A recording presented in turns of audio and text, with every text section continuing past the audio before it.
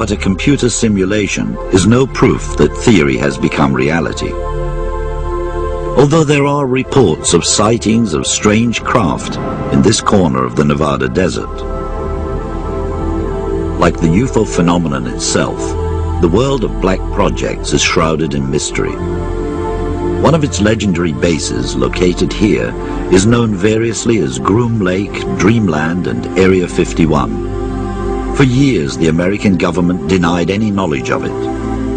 The first picture to confirm its existence came from a Russian spy satellite in 1990.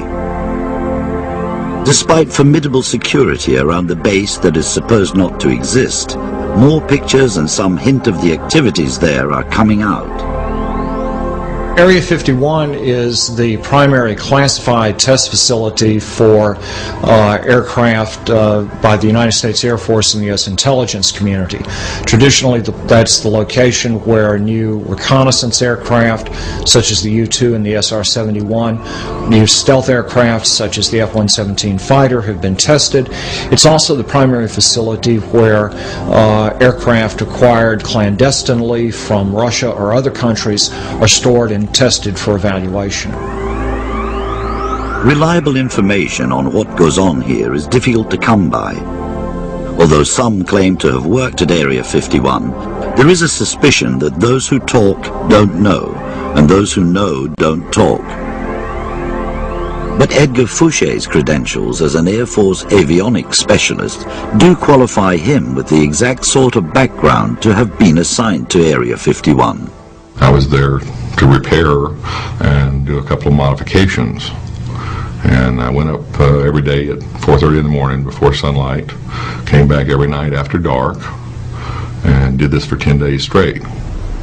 The thing that bothered me the most about Groom was not somebody walking around with an M16 glaring at me when I was trying to work at times, but having to wear the goggles that looked like the black welder's goggles, that the sides are blocked off so you have no peripheral vision, and at about 30 feet everything becomes blurred, and at 50 feet if somebody was pointing a gun at me I wouldn't have seen them. So but anytime you're outside, or I was outside of my facility, I had to wear them because they didn't want me seeing anything, say in the next building over, or aircraft that were sitting on the flight line. There are rumors that the Aurora project is responsible for many UFO sightings in the vicinity of Area 51. Ball-shaped craft and strange hovering lights. There are those who believe that Aurora has produced a revolutionary breakthrough in advanced technology. Edgar Fouché thinks he knows what it is.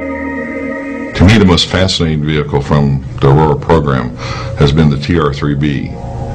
It's a triangular-shaped vehicle that uses a circular accelerator, as you imagine a circle within a triangle, that rotates a mercury-based plasma at 60,000 revolutions per minute, pressurized at 250,000 atmospheres, and supercooled to 150 degrees Kelvin.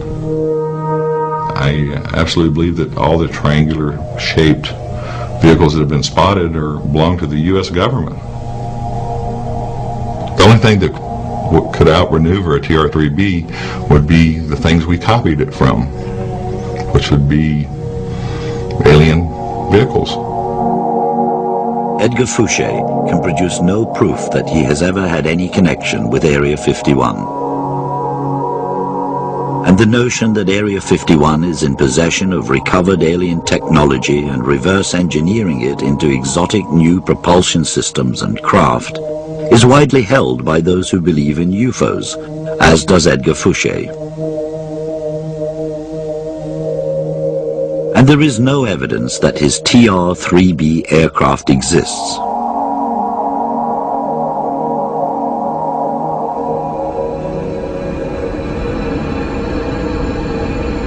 Except that in recent years unidentified triangular craft with a pulsating light in the center have been seen in various locations around the world.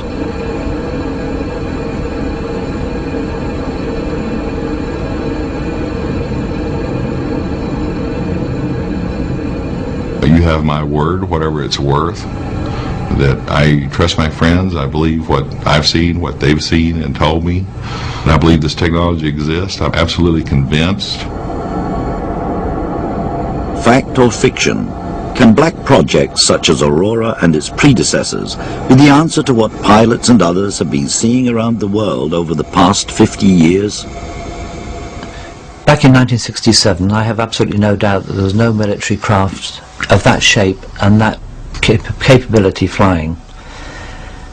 Having said that, if there were to be such advanced technology, secret technology from the military, then not only would they have the advanced craft, they'd have the advanced control systems, radar control systems, and very well briefed pilots who would be invited not to fly in conflict with airliners, certainly not to fly on reciprocal courses in airways, but to confine their experimental flying to the areas such as the North Sea, maybe out in the Atlantic somewhere, or the deserts of America.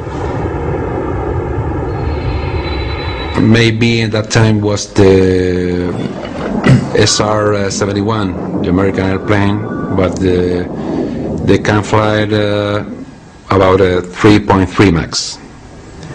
And the radius of turn at that speed is about 20 miles.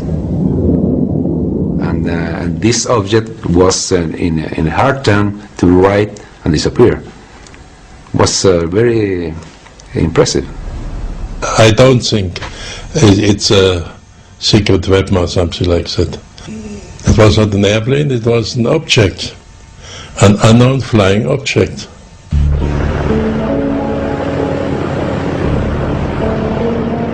It is a fact that in 1947 the American government believed that the UFO phenomenon was real and might be an advanced secret weapon of Soviet origin.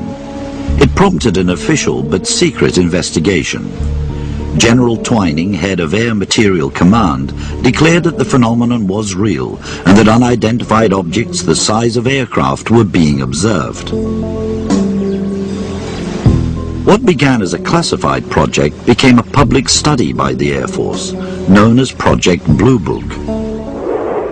Today, the American Air Force claims it's no longer interested in flying saucers, but there is a widely held suspicion that they may not be telling the whole truth.